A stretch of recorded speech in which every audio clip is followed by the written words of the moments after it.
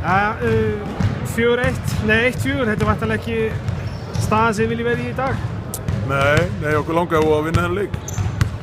Og hérna á heimavelli og taka umtala lið Tindastóls, en þeir voru bara grimmari við í dag og svona á langan tíma leiknum og þeir unnu leikinn á því.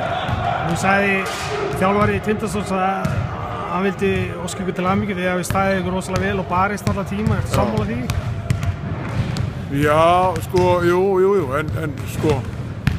en við töpum leiknum samt á svona grundvallar atriðum sem við ætlum ekki að klikka á þessu leik og það hluta því eru þeir voru að frákasta á vondum tímapunktum, ef maður getur orðað þannig og það sem voru búin að vera duglegir í vörninni og annað, þannig að jú, í heildina voru menn að leggja sér fram, ég ætla ekki að taka það því og það var baráttu strákunum manna, ef við klikkum samt bara of oft í þessum atriðum, sko.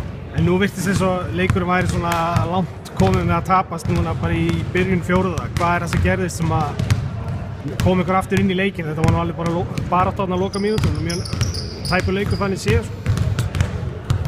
Hvað er það sem kom ykkur aftur inn í leikinn?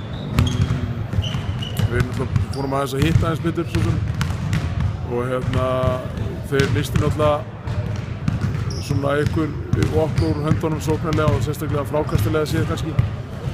En það er samt verið og það er kannski oft í okkur að þegar við einhvern veginn virðumst með tapaspil og þá einhvern veginn fara menn að detta í gírinn, sko.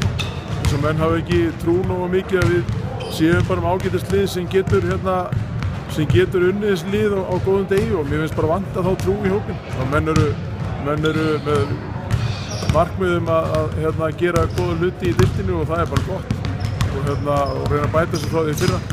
En menn þurfa bara að leggja meiri púki til að í 40 mínútur eða menn ætla að ná þessu markmið. Það er bara óalega einfalt. Nú sáum við nýjan leikmann hjá okkur, Hamid Dikkoer. Já. Við miklu vonir við hann í vetur?